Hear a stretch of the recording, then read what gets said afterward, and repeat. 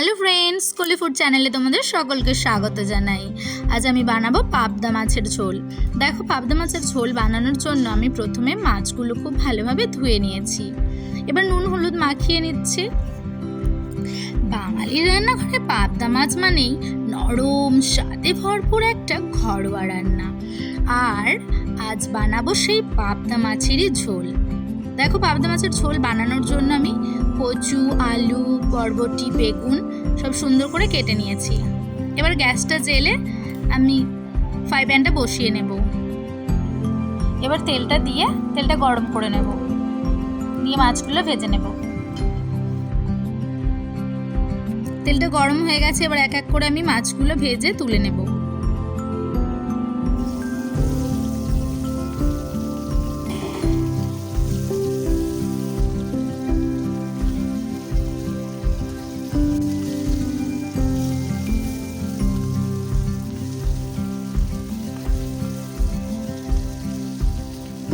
দেখো, মাছগুলো আমি সব এক এক করে ভেজে তুলে নিয়েছি।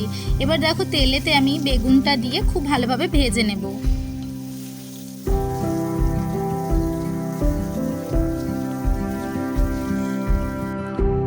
এবার কালো জিরের ফোড়ন দিলাম আর তেজপাতার ফোড়ন দিয়ে বাকি সবজিগুলো ভেজে নেব।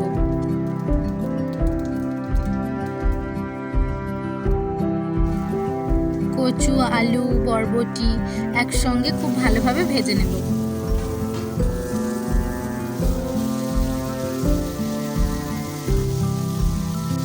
দেখো, ভাজতে ভাজতে হালকা করে একটু হলুদ ছড়িয়ে দিলাম যাতে কালারটা আসে।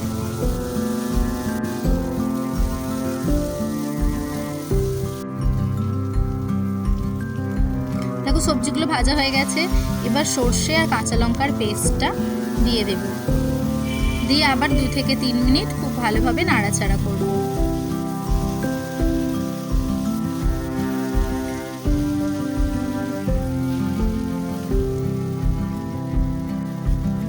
দেখো, খানিকক্ষণ কষানো হয়ে গেছে।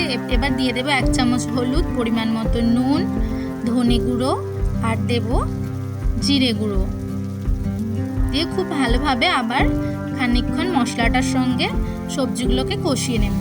নিয়ে এবার জল দিয়ে দেব।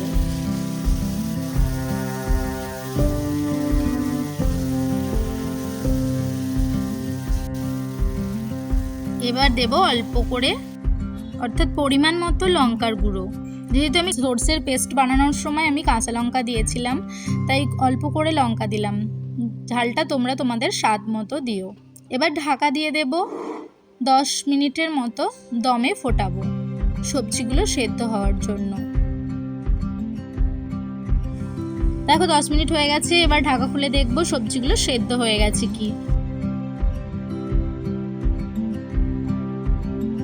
সবজিগুলো খুব ভালোভাবে সেদ্ধ হয়ে গেছে।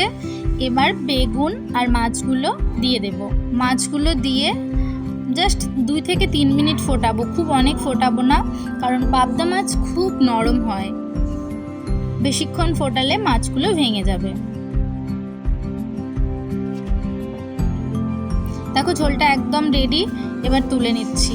তোমরা ততক্ষণ আমার চ্যানেলটা সাবস্ক্রাইব করে দাও।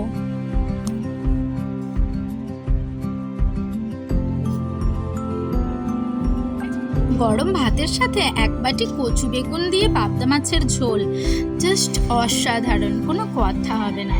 তোমরা একবার বানিয়ে খেও অবশ্যই, আর বলো আমায় পাবদা মাছের ঝোল কেমন হয়েছে।